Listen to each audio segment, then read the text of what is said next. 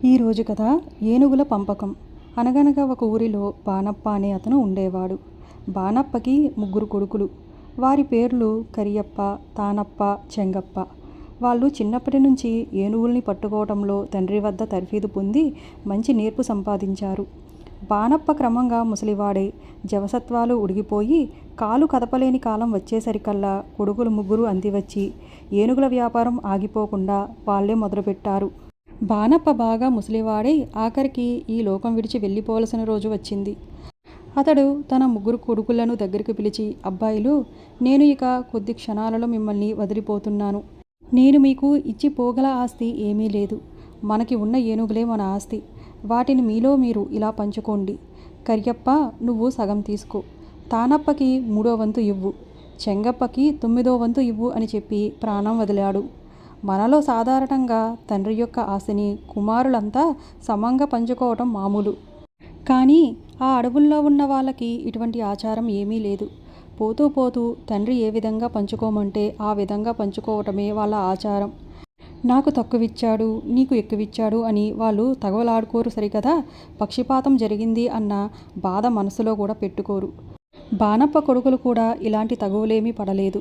తండ్రికి కర్మకాండలు అన్నీ జరిపి వచ్చి తండ్రి చేసిన నిర్ణయం ప్రకారం తమకున్న ఏనుగుల్ని పంచుకోబోయారు. కానీ ఒక చిక్కొచ్చింది. ఏమిటంటే మొత్తం వాళ్ళ వద్ద ఉన్నవి 17 ఏనుగులు. పెద్ద కొడుకు కరియప్ప తనకు తండ్రి నిర్ణయించిన సగం వాటా ఏనుగుల్ని తీసుకుపోదామనుకునేటప్పటికీ 17లో సగం వాటా తెగింది కాదు. ఆ చిక్కే తానప్పకి, చెంగప్పకి వచ్చింది. తానప్పని 3వ వంతు, చెంగప్పని 9వ వంతు కథ పుచ్చుకోమని తండ్రి చెప్పాడు. 17లో 3వ వంతు, 9వ వంతు కూడా సరిగ్గా తెగవు. కాబట్టి వారికి గొప్ప చిక్కే కదా ఇది విడదీయటం ఎలాగా అని వాళ్ళు చాలాసేపు ఆలోచించారు. ఆఖరికి కరియప్ప, ఎందుకర్రా ఇంత ఆలోచన? 17లో సగం 8.5. 8 ఏనుగులు, ఒక ఏనుగులో సగము 9వ ఏనుగుని 2 ముక్కలుగా కోసి ఒక ముక్క నాకిచ్చేయండి సరిపోతుంది అన్నాడు. ఆ పద్ధతిలో మాకు ఎన్ని వస్తాయి అని తమ్ముళ్ళు తానప్ప, చెంగప్ప అడిగారు. నీకు 5 ఏనుగులు కొన్ని ముక్కలు వస్తాయి అని తానప్పకి, 1 ఏనుగు కొన్ని ముక్కలు వస్తాయి అని చెంగప్పకి చెప్పాడు కరియప్ప. సరే అలాగే కానివ్వు అన్నారు తమ్ముళ్ళిద్దరూ. కరియప్ప 8, 5, 1 చెరి 14 అని ఇలా లెక్కలు వేసి వాటిని వరుసగా నిలబెట్టి మిగిలిన 3 ఏనుగుల్ని ముక్కలు చేయటానికని కత్తిపుచ్చుకుని నిలబడ్డాడు. సరిగ్గా ఆ సమయానికి రాజుగారొకరు తమ ఏనుగుని ఎక్కి ఆ అడవిలోకి వేటకి వచ్చారు. ఏనుగుల్ని చంపటానికి కత్తిపుచ్చుకుని సిద్ధంగా ఉన్న కరియప్పను చూసి ఆయన, ఏమిటబ్బా ఇదంతాను, ఎందుకోసం ఈ ఏనుగుల్ని చంపబోతున్నావు అని ఆశ్చర్యంగా అడిగాడు. వాళ్ళు ఆ సంగతంతా ఆయనకి వివరంగా చెప్పారు. ఆయన మనస్సులో, ఎంత మూర్ఖులర్రా మీరు, వాటాలు తెగలేదని నిక్షేపం లాంటి ఏనుగుల్ని చంపబోతున్నారా అనుకుని వద్దంటే వినే రకాలుగా కనపడకపోవటం వల్ల ఆ 3 ఏనుగుల్ని రక్షించటానికని ఒక చక్కటి ఎత్తు వేశాడు. మీరు మీ తండ్రి మాట తూచా తప్పకుండా ఈ ఏనుగుల్ని పంచుకోవటం చాలా బాగుంది. మీ పితృభక్తికి నేను ఎంతైనా మెచ్చుకుంటున్నాను. మెచ్చుకుని మీకు బహుమానంగా నా ఏనుగును కూడా ఇచ్చేస్తున్నాను. ఆ 17తో పాటు దీన్ని కూడా చేర్చి మీ తండ్రి చెప్పిన ప్రకారం పంచుకోండి. అప్పుడు మీకు వాటాలు కూడా సరిగ్గా వస్తాయి అని సలహా చెప్పాడు. వాళ్ళు ఆయన ఔదార్యానికి ఎంతో సంతోషించి రాజుగారి ఏనుగును పుచ్చుకుని మొత్తం 18ంటిని ఒక వరుసలో నిలబెట్టారు. తండ్రి చెప్పిన ప్రకారం తనకు సగం వాటా రావాలి కనుక పెద్దవాడైన కరియప్ప 18లో సగం 9 కనుక 9 ఏనుగుల్ని తోనుకుని తన దారిని తాను వెళ్ళిపోయాడు.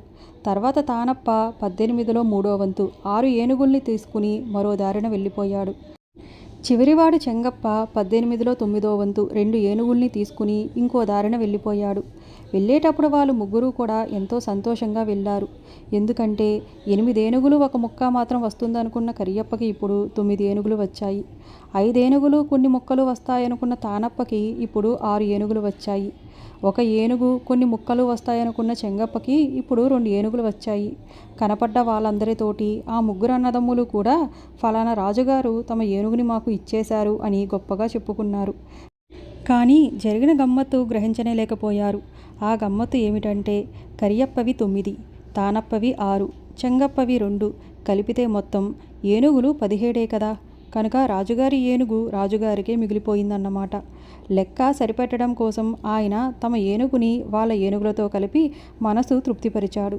రాజు చేసిన యుక్తి వల్ల ఆ ముగ్గురు అన్నదమ్ముల మధ్య ఏ విధమైన పేచీ రాకుండా వాళ్ళ తండ్రి చెప్పిన ప్రకారం ఏనుగుల వాట కుదరటమే కాక వాళ్ళ మూర్ఖత్వం వల్ల అన్యాయంగా చనిపోవలసిన ఆ 3 ఏనుగులకు ప్రాణరక్షణ కూడా జరిగింది.